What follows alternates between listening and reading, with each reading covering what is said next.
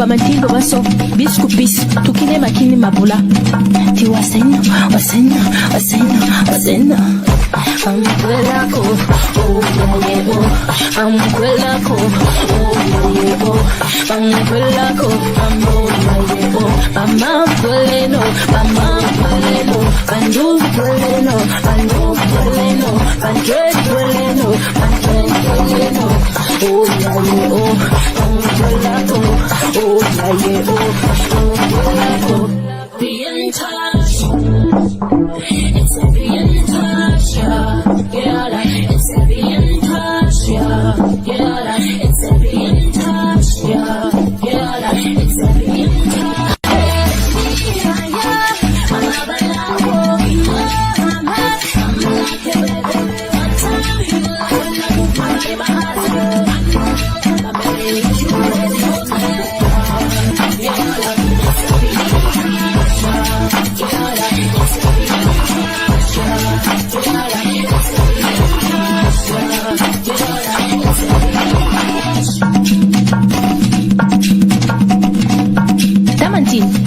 Bamantindo baso bisku bis tukine makini mabula ti wasena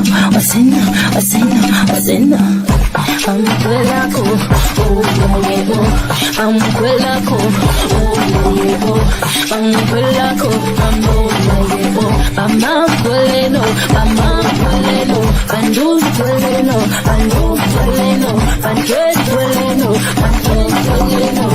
oh yeah oh amkwelako oh yeah oh be in touch. It's a be in touch, yeah. It's a be in touch, yeah. It's a be in touch, yeah. It's a be in touch.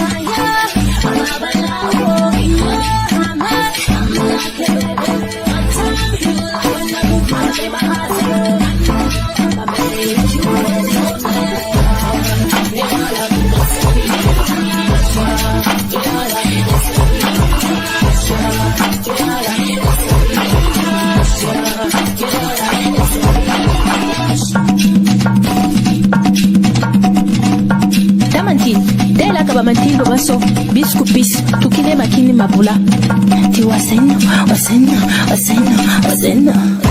amkwelako oh yeah oh amkwelako oh yeah oh amkwelako oh amamkweleno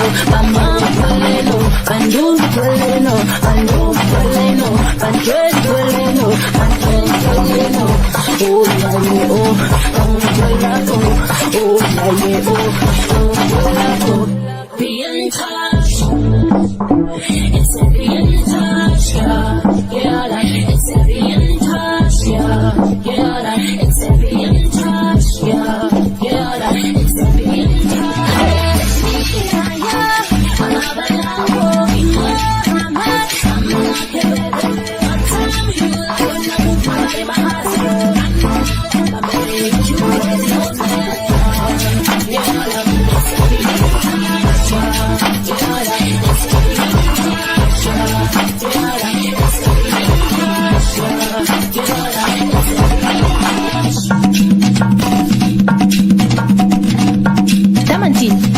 Bamantindo baso bisku bis tukine makini mabula ti wasena amkwelako oh yeah oh amkwelako oh yeah oh amkwelako oh yeah oh amamkweleno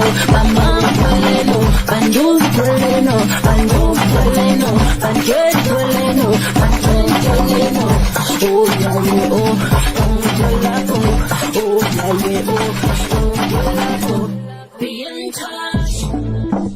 It's a be in touch, yeah. It's a be in touch, yeah. It's a be in touch, yeah.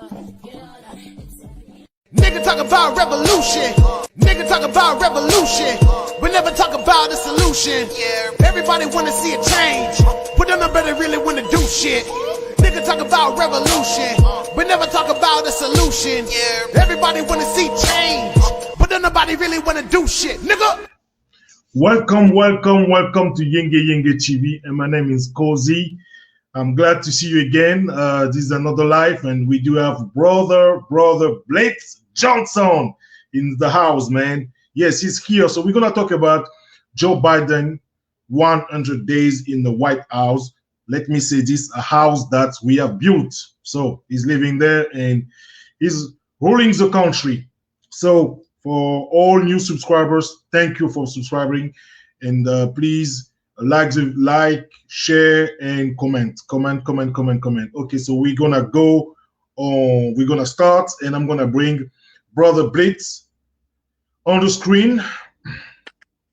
Hello, brother Blitz. Salute, peace and power. How you doing, friend? Good. Peace and power. I'm doing well. What about yourself? Well, as you can see, things have changed a little bit since our last discussion. They're making an attempt to reopen a lot of the municipal buildings and things of that nature in New York City. So they're trying to give us a split schedule as far as working remote. So I'm actually en route back home after, a 3-hour class of parenting skills, domestic violence, and anger management. So I'm on my way through the streets of Brooklyn, but I'm well. The struggle continues, and we have to welcome all forms of struggle. This is just a part of the bureaucracy of what goes on how this country continues to move and try to gloss over most of our oppressive conditions, Yeah. And thank you for coming. I know you have a busy day, and you have to do a lot, and so I really appreciate that. So I'm showing to you my gratitude. I'm really grateful for that. Thank you a lot, brother. And we're gonna start this, and since our last talk, so many things happen. As you know, I like your input, I like your analysis, I like how you think, so you can enlighten us about what happened recently. Okay, let go straight to the point. It's been now 100 days that Biden has been in the White House. How we can analyze this as Black people? Well, it's actually been, more than 100 days, but I mean, officially. Yeah, well, officially, but as Black people, what could you expect? You didn't ask for anything, so you didn't get anything. Mm-hmm. You still have not organized yourselves as a group to make any demands of any administration, whether it was Obama's administration, whether it was Trump's administration or Biden's administration, which looks to me soon is going to be the Harris administration, because old Joe Biden doesn't look like he's going to last 4 years. So again, if you do not organize yourselves in a way to have specific acts for us, then you're going to continue to get nothing. And that is what this last 100 days has shown and proved. That if you continue to not be a solid people with completely organized networking in order to get something specific, you're going to end up on the short end of the stick. And that is what we're going through now. We have been going through it for maybe the last 60, 70, 80 years. Mm-hmm. Yes, that's true. But don't you think, like, because now what I'm hearing is like, he's in power now, most of us, like no, not most of us, some of us black people voted for him. So now he's gonna get the job done for us. And I'm like, these people are delusional, or first, before he got in the house, in the White House, we have not made any request. They So made limited requests.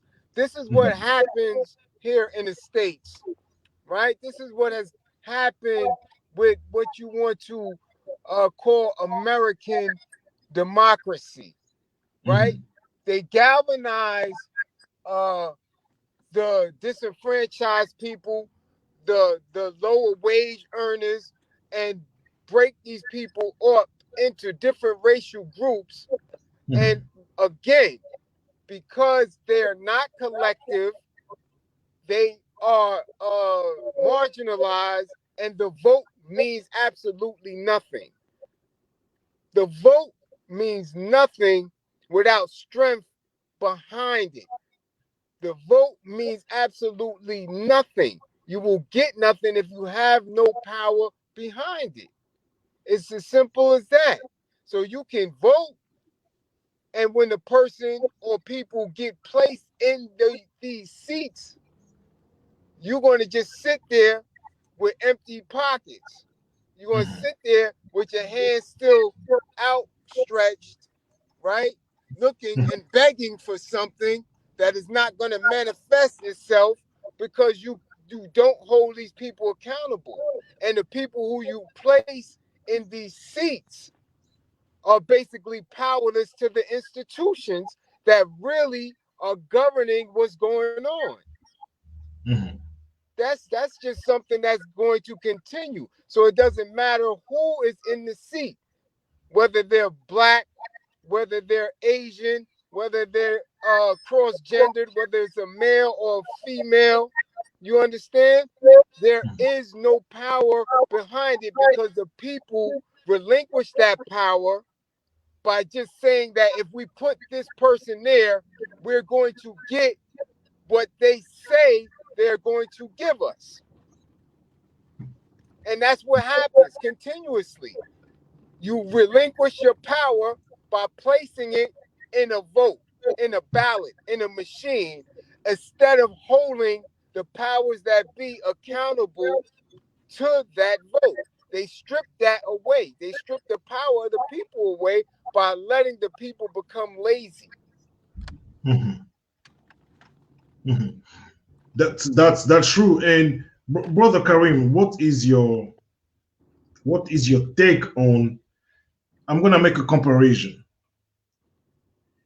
Since he got in the White House, we have been experiencing so many killings, black people being killed in a short time.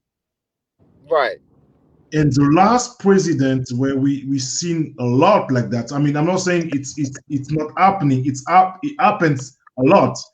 But even during Obama, his whole presidency, we have seen a rise of police shooting us.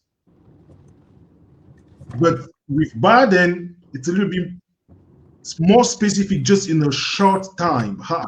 What's your take on it? Well, again, the awareness of the people has been elevated to a different space, right? At those particular times when you had lynchings that was going on in the past, it wasn't as visible. Remember, we're now in the smartphone age. We're in a technological age where we can witness all these things transpiring, right, in real time. So as these things start to go on and we witness this, the people are more and more aware of every action.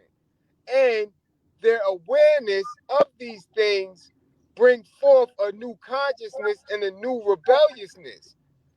So now the only way to squash rebellion, the only way to get people back in place so order can be restored is to act violently. They have to establish fear in the people. And the quickest way to establish fear in the people is to murder them. So what you're seeing now is a bunch of snuff films. And if you continuously do it and you continuously utilize the system and the institution to protect those who are killing and murdering these innocent people, then you're going to always win. You're going to always do it.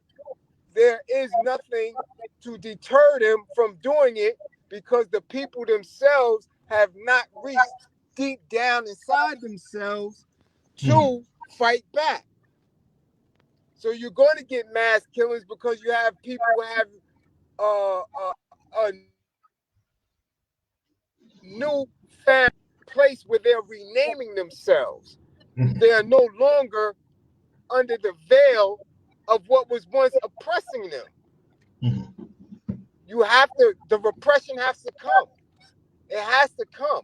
If it doesn't come, soon the people will rise up and start taking over their labor, start taking over the means of their resources, and then the ruling class will be no more.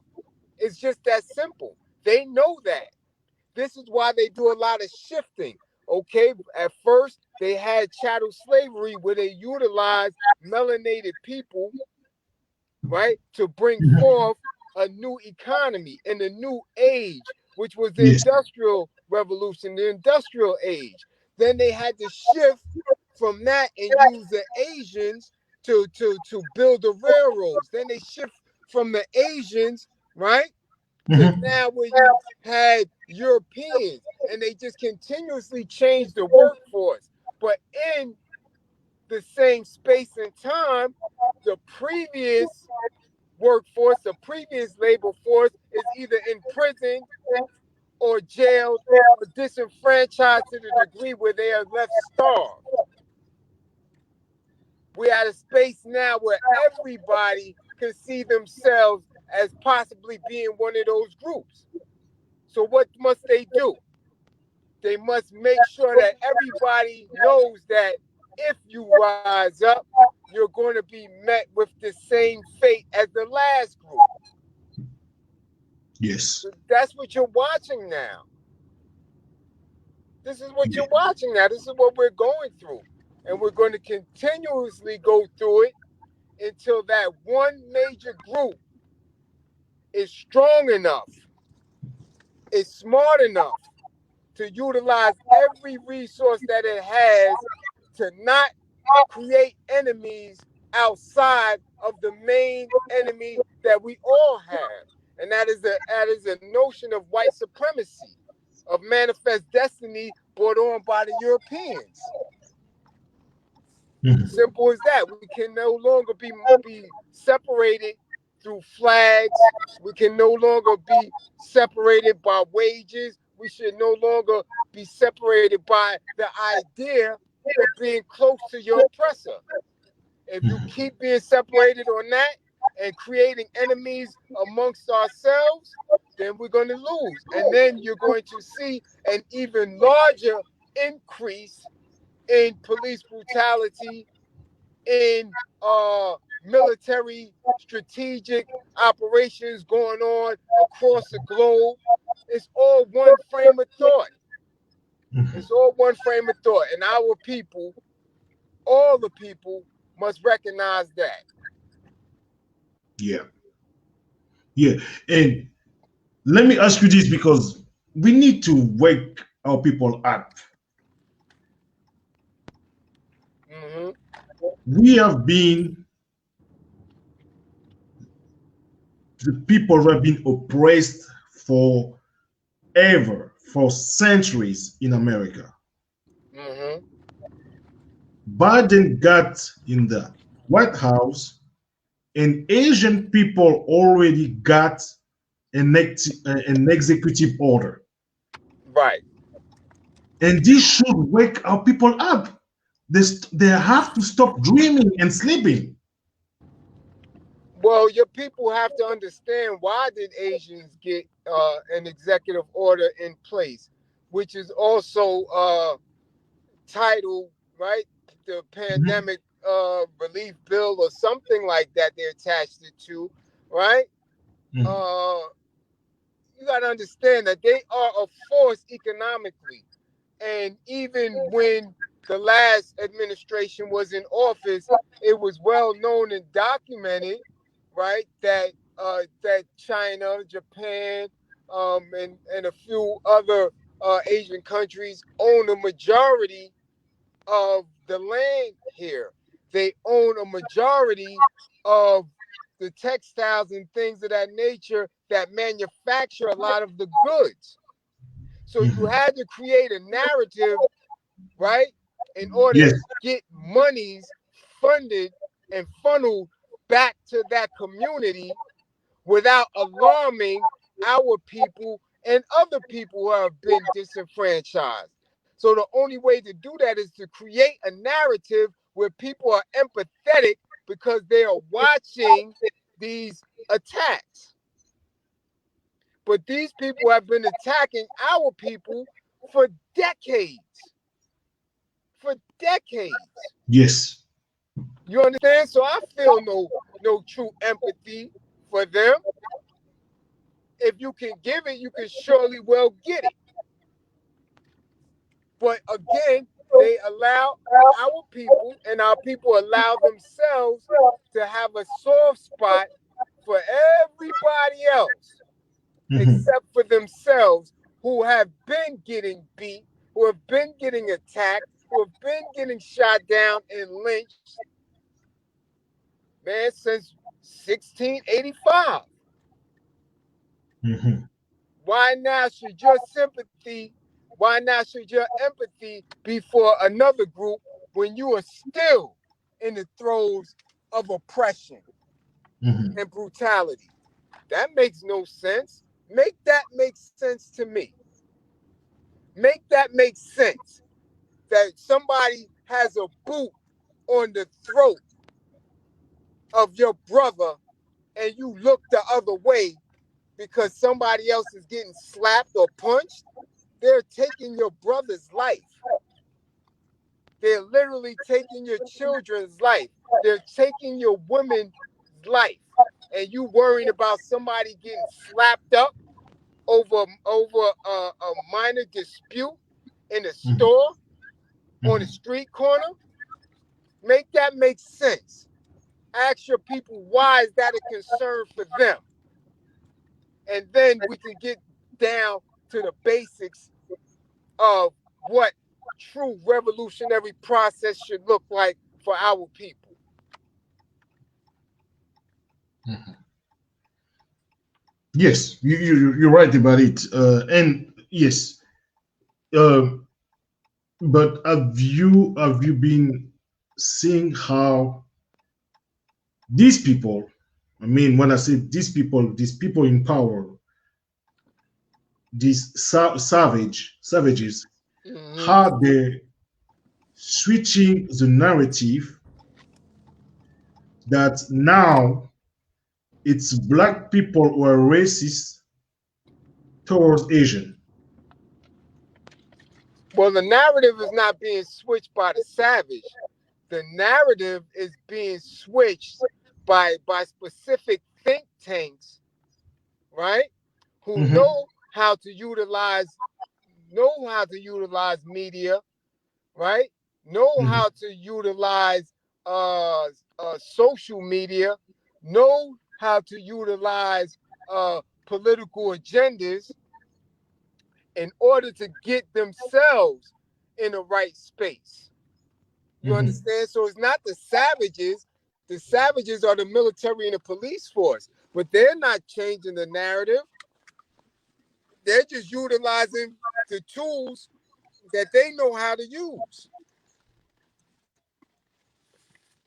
Mhm. Understand that the savage is going to be the savage.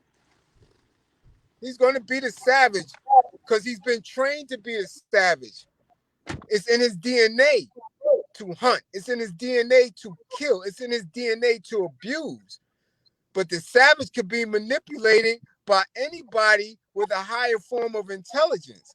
So if we are here first if we are melanated people, if we are ones who are known to be intelligent, to be superior in intellect, how come we have not utilized the savage to benefit us? Mm-hmm. That's a question. Indeed. Indeed. We share a responsibility in our own oppression. We share responsibility and accountability to get ourselves up out of oppression. But when you have fake leadership, when you take away the responsibility from the self, we all are individual soldiers. We all have eyes. We all have hearts. We all have ears, and we all have fists. If we do not utilize that, then we can no longer look to our oppressor for relief. We have everything that we need to do what has to be done. So I cannot look at him anymore. I cannot look at a Joe Biden. I cannot look at a Kamala Harris. I cannot look at a Reverend Al Sharpton. I cannot look at a Tamika Mallory. I cannot look at a My Son. I cannot look at a LeBron James. I have to look at my brother in the street. I have to look at my father in my household. I have to look at my young gangbangers. I have to look at my young women. I have to look at my young rappers who I see every day and hold them accountable for not utilizing their universal giving gifts to fight back. It is no longer on them. Mm-hmm. It is on us to do what needs to be done. We cannot, because they do not have the mental faculties to not oppress us. They cannot do it. If they were able to do it, it would have been done already. They cannot. Their job is to oppress us. And that is what must be done. If they do not do it, their computer system will malfunction. It's just that simple. They have to oppress us, and we have to fight back on that. We have to liberate ourselves. That is in our DNA. If we do not act on it, we will continue to see that. That's what we're doing right now. We're watching our own nation fall down and be victims of people who are really powerless over us. It is just like Mike Tyson going in the ring and taking a knee. That is what you're watching right now. You're watching big, strong, intelligent people take a knee to frail people, to people who are genetically inferior. So again, it is not on them, it is on us. That is the question. When will we do what needs to be done for ourselves? And I think one of our weeks is we are not organized at all. No, we haven't had a great organizer for many decades. Mm-hmm. And I know there's ego, there is some just coons, fools that makes the job hard to organize. But if we don't organize, that's what we're gonna go through over and over and over and over. And we're gonna fall into the tricks thinking that voting is power. It's not, well, it's powerless for us. Well, the main reason that we don't organize and network the way we're supposed to is all those things you mentioned, but fear as well. There is a fear of responsibility to do for self. Because in order to organize a network and do for self, that means you can no longer rely on what your oppressor has given you. So you don't have the right to his water and irrigation systems. You don't have the right to his banking systems. You don't have the right to his educational institutions. You must rely on everything on your own. And since there has been limited example of that from our people, there is a fear that kicks in. You must do this on your own. It's just like your child leaving home for the first time. Some are going to be nervous. Some are going to be scared to hold down their own apartment and pay their own rent or mortgage. They are so used to being up under mommy and daddy, they are scared. Others are eager to do it. And we have not had leadership yet that is eager to kick master in his ass and say, we don't need anything from you. That takes a higher level of consciousness. And we have not seen that in a long time. We have not been spoken to like that in a very long time. So it escapes us for generation and generation and generation. Now we're in a space that there's no longer the luxury of excuses. There's no longer the luxury of procrastinating, because as you see, they are murdering us daily. Our conditions are so that we are not only allowing them to murder us in higher rates, we are murdering ourselves in higher rates. We just had an incident in New York City where a brother tried to shoot his own brother in Times Square and ended up shooting 2 women and a 4-year-old child. Oh, man. That is the condition of the black man. You understand? That is the conditions of where our soldiers are today, that they are trying to kill each other, right? In the middle of the mecca of the financial institution, in the global spotlight. You talking about Broadway, 42nd Street, where there are consistently cameras all around.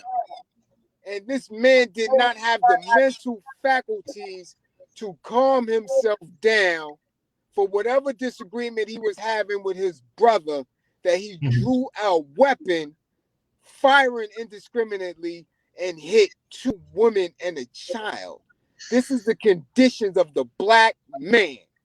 And until he is accountable for himself, we can never say that we're going up against our greatest enemy of the last millennium, the last 1,000 years. Wow. And this happened when? This week or last week? 2 days ago. Now, 2 days ago. happened this weekend. Yeah, this is Monday. This just happened. Friday, Saturday, one of those days. That's just on. I'm just telling you something on a macro scale. On a micro scale, we've had shootings all throughout Brooklyn for the entire month of April. Going into May, we've had shootings all throughout the city. Brooklyn, the Bronx, Manhattan, consistently, death. Black men killing black men over menial bullshit. So that's where the work has to be reestablished, on the ground, where we are seeing each other as comrades and soldiers against our oppressors. So that is where the real work must begin, to shape the mind of our men and give them a sense of importance on them just being here. They are suicidal right now. They would rather go by any means whether it's the oppressor killing them, whether they're killing themselves. They just don't want to be here because they have no vision of tomorrow. So before we can be woke and conscious and believe that we can raise a nation of people by giving them books and telling them and pointing out why they shouldn't vote for a Democrat, we first have to condition these young individuals, and I mean young, because when I'm saying 18, 19, 20, 25, 35, a 45-year-old man who still sees himself as a gangster or a thug is a young thinking individual. Mhm. So we got to get them to want to love themselves enough so that they can love their brother, because revolutionary is love inspired, not hate. You got to love yourself enough to then make sure nobody's going to harm you, your family, or your community. So we got to get these people to love themselves in order to transform them into true revolutionary soldiers. Until that happens, we're going to see police picking people off in even larger numbers. We're going to see George Floyd's going around the nation at 5 and 6, 7 at a time. Mhm. And the only way we're going to wake up out of that, if we're going to utilize that format, is you will have to see hundreds of them getting murdered and killed, like what's going on in Palestine. Those people have been woke. They know who their enemy is, and collectively they fight. Only thing, they're not big and strong as us, and they're utilizing rocks and sticks and whatever they have to. But when it comes to a collective mindset, they know exactly what they need to do as a group of people. Where black men are still looking at women twerk their ass, fake asses at that, in a club while they throwing hundreds of dollars at them. That's where we're at right now. So these 100 days of Biden is going to be nothing in comparison to the next 400 or 500 days if our people don't wake up.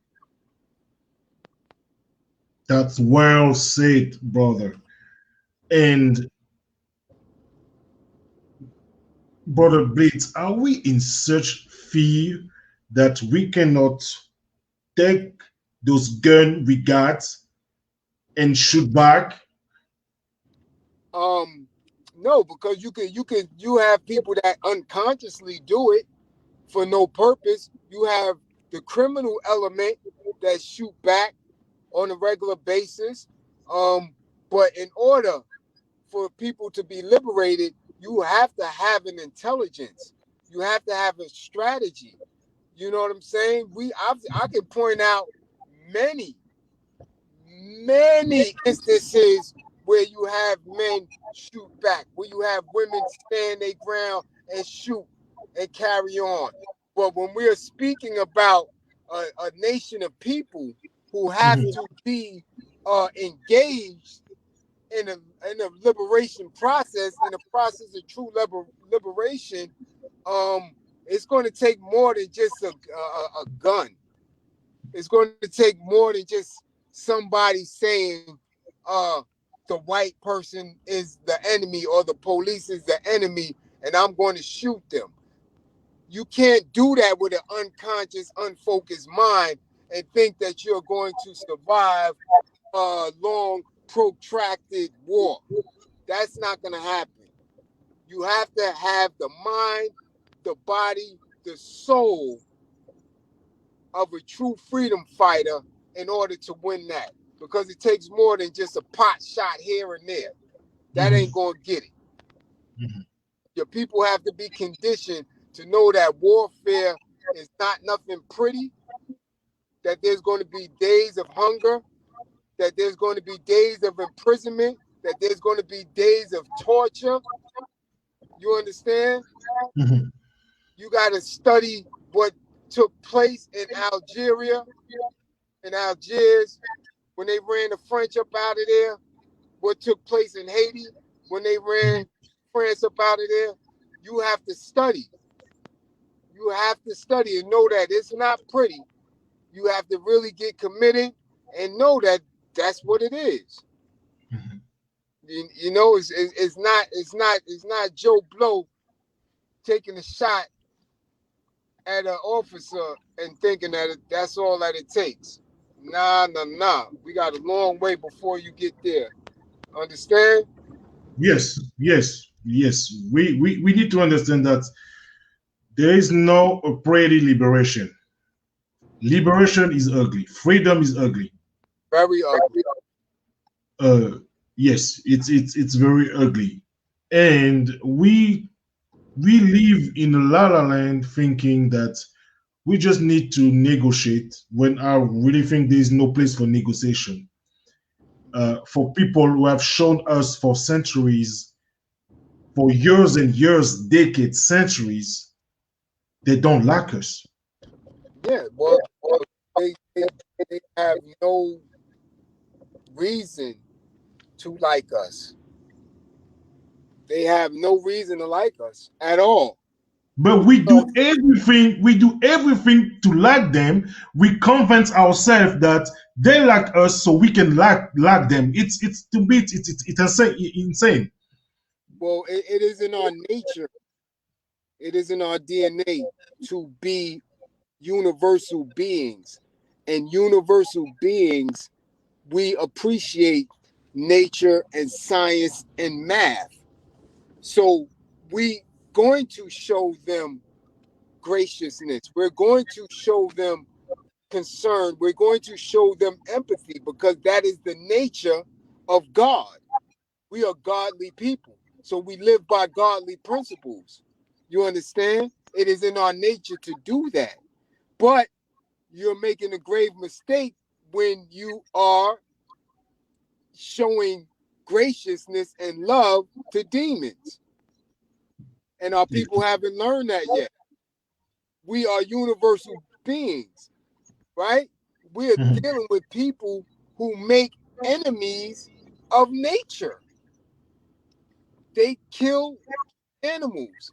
They disturb the rainforest. They have made themselves an enemy to nature. Mhm.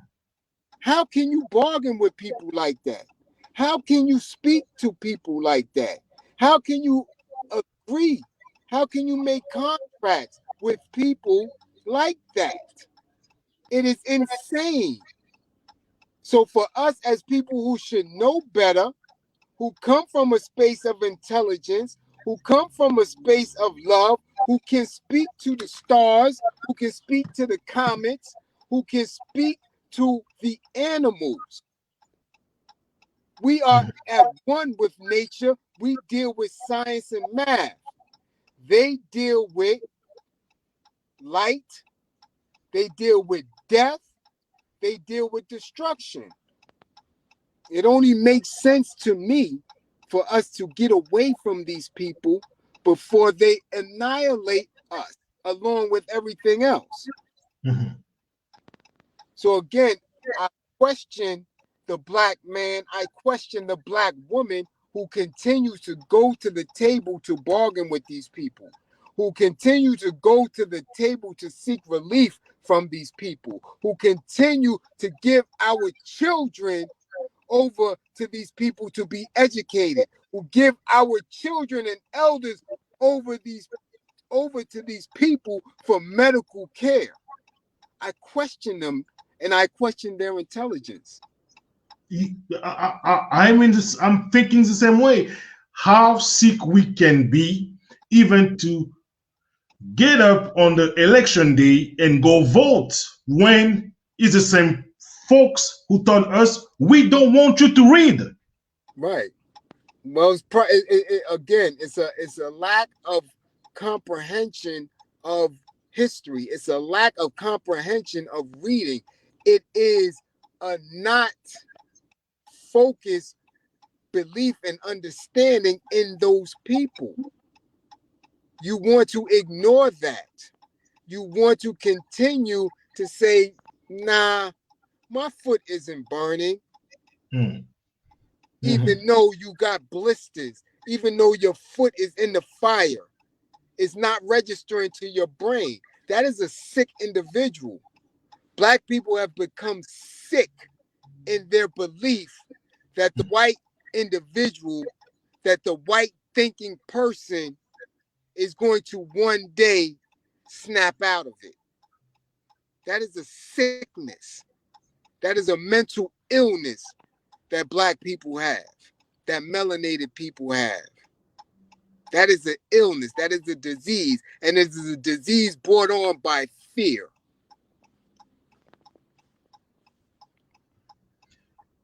Fear. But what we have to lose?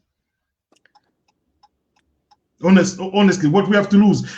I mean, You have, I understand you might say, okay, there's you have, you know what you have to lose? You have your chains to lose. And some people hold on to that chain because that chain is comfortable. As long as I'm chained up and I'm being fed and I'm being watered like a dog, I'm good. I know that food bowl will be filled. I know that water bowl will be filled if I stay here chained up. But if I bite through the chain and walk and go away, I may not eat. That is the fear of losing that chain. Mm-hmm. Mm-hmm.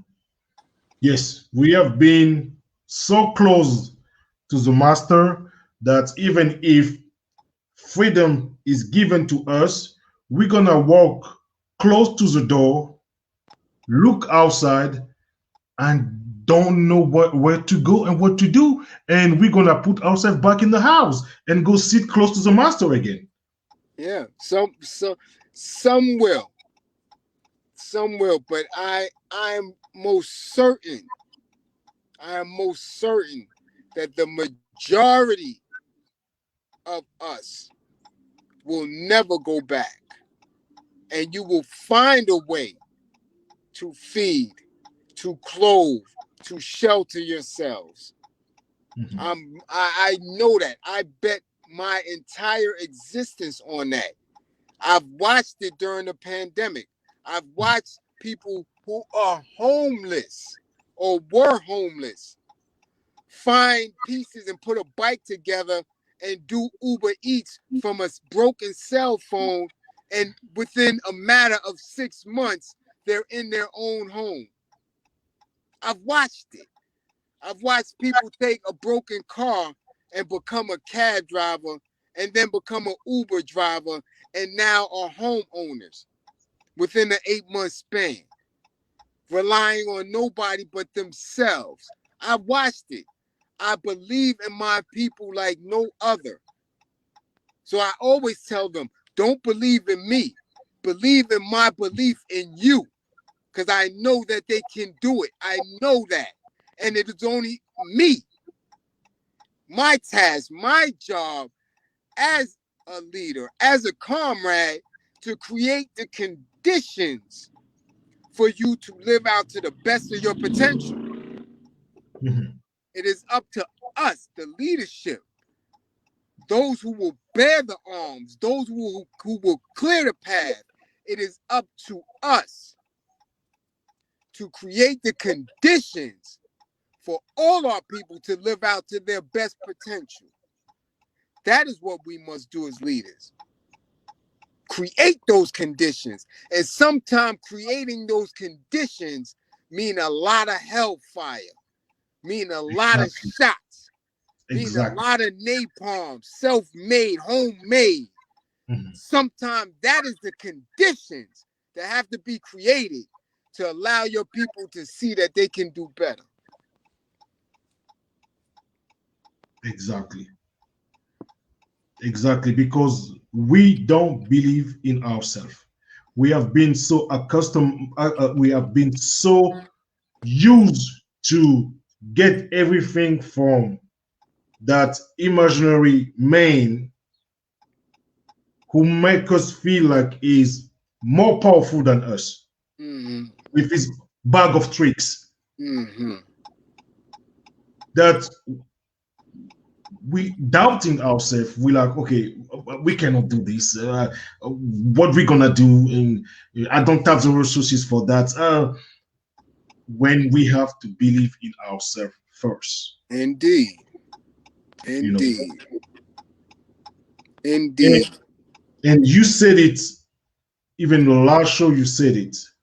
Revolutionary is not committing crime. No. Criminality is not revolutionary.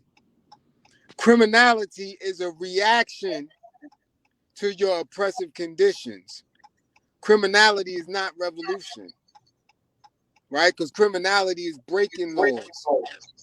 Revolution is not acknowledging the law and recreating a better space for yourself within that. We're not criminals, we're revolutionaries. And as such, we must conduct ourselves as such. Mm-hmm. You dig? That's where we're at with it. That's where we have to be with it. Mm-hmm. Exactly. And those 100 days, because I've seen some 100 days, Biden and this and that. We have to focus on ourselves. We have to forget about those people, the politics. That's never worked for us. No, everything that they spoke on as far as his last 100 days with infrastructure and things of that nature, that's the same thing that when he was vice president, when Obama was president, they spoke of. When they speak of infrastructure and rebuilding the nation, most of those occupations do not fall in the laps of our people. When you talk about infrastructure and building bridges and roads and tunnels, most of those jobs are going to the new immigrants who have learned in their own country how to build bridges and roads and things of that nature. And in order to come into this country, they are already certified to do those jobs where people here, Black men and women here, have to pay thousands of dollars just to get the certification. And by the time you do get the training, which may be a year or two in duration, and you get the certification, the immigrants who have come over here with the training already are already unionized. Exactly. So you will not see these same people who have been disenfranchised for the last 40, 50 years getting those new infrastructure jobs. That is all fluff. So you're still out of the count. You're still marginalized.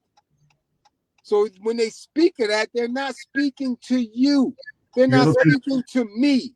We are when not speaking these things. These are promises and gifts that they are awarding to people who want to come here and live the American dream. And they make sure that part of that American dream is to continue to disenfranchise the Black people and the indigenous people who were here. That is part of the American dream. So if you're willing to live that, it doesn't matter your skin tone. It is your mentality. So if you come here with a mentality to disenfranchise the people who are already here, you are now white.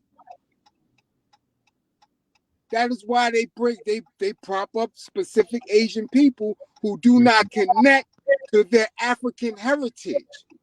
Exactly. Everything started from Africa. I don't care where you are or who you are. Your birthplace started in Africa. The original DNA composition is on that continent.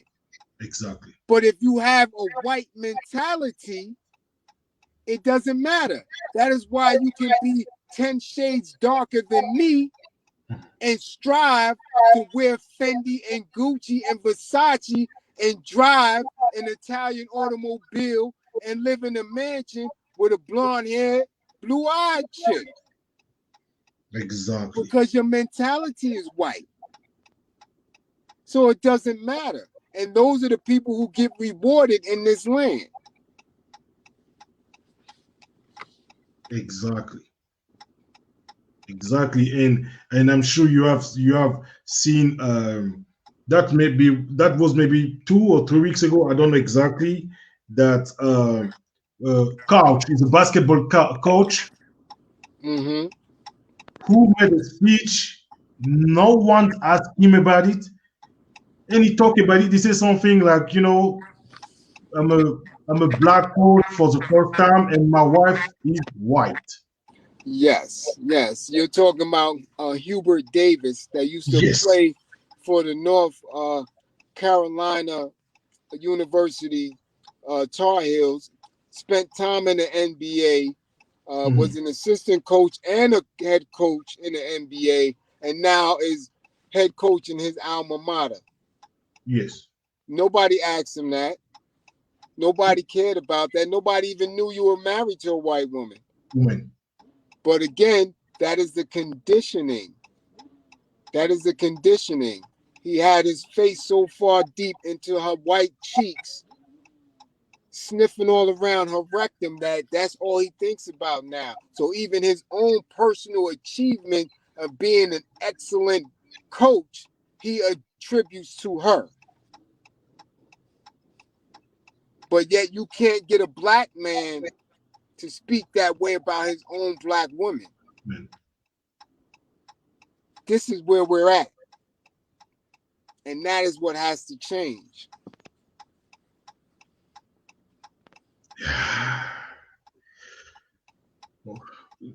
Brother Yeah. Karim, excuse my language, but we are in a deep shit. Oh yes, oh yes, oh yes. But we are digging out. Again, as I spoke earlier on Instagram, we have never stopped fighting. We have never stopped struggling. We have never accepted enslavement. We have to remember that we were not slaves. We were doctors, scientists, right? Yes. Agriculturalists, architects who were enslaved. We are not slaves.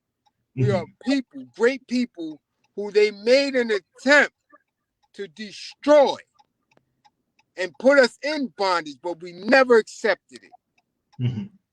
And we still don't accept it. That is a false narrative. So the deeper we are in this shit is the harder that we're going to dig out. Trust and believe. We are digging out every day. Oh yeah, we're gonna keep fighting, man. Definitely. But as always, I always appreciate being here, having the most important and beautiful dialogue with you. You always bring out the best in me with critical questions and making sure that I give the most transparent answers. As you can see, I don't. It's about to get busy in the streets, and I don't want us to be exactly distracted with the noise and things of that nature. I always want to make sure that we have a clear space that we're speaking, and your audience can understand everything that I'm saying. And again, it's always been my pleasure. I'm here for you anytime. Reach out. And I would love to maintain this dialogue so our people can make sure that they are in the right space and have an individual that believes in them like no other. I believe in my people, so I know we're going to win. We're going to win. And brother Blitz, don't worry about it. We're going to have more than this because there's so many topics. And like you said, we need to spread the message. We need to keep talking about it. Exactly. Yes, we do. That's what we do. So, and you're right about that. You out there, it's about to get busy over there. So let's apply those rules of engagement. So I'm gonna let you go. Yes, definitely. Okay. Definitely. My pleasure. have a good night, and we keep in touch. And thank you again for your time. Definitely. Thank you. Thank you for having me. Salute. Salute. All praise due to the power of the struggle. All praise due to the people of the struggle. All praise due. And for all of them still celebrating soon our Eid, Ramadan Mubarak, to everyone who is celebrating and practicing the faith. Free them all. We have a lot of political prisoners that are being freed in the states from federal prisons. Free them all. Love yourself, and always believe and rely and believe and rely in the power of the pistol. Salute. Salute. Peace and power. All right, guys. It was just a 1 hour. But brother Khan will be back for sure. We're gonna talk about more stuff, more topics. We need to talk about us. We need to talk about what's going on with us. We need to point out what's wrong, what we can do. We need to make our people more and more intelligent, wiser, you know. And it's always good to have channels like this, a brother like that, who can come and enlighten us. If not, we're gonna be sleeping forever. We're gonna fall into the tricks, and we won't do shit, and we won't make any progress. All right, so thank you for those who watch this live. I know it was just short. Maybe some of you just got here, but Brother Blitz is gonna be back, and we're gonna talk more in the next week or following weeks. And tomorrow I do have a live, but it's gonna be in French. His name is Dr. Luya Luka. We're gonna talk about African spirituality, Congo spirituality. But the good news is he also speaks English, so he's gonna be back for the English version, so we can have an idea about what is Congo spirituality, what we're supposed to know. Because one of the reasons also we are lost is because we have embraced the oppressor religion.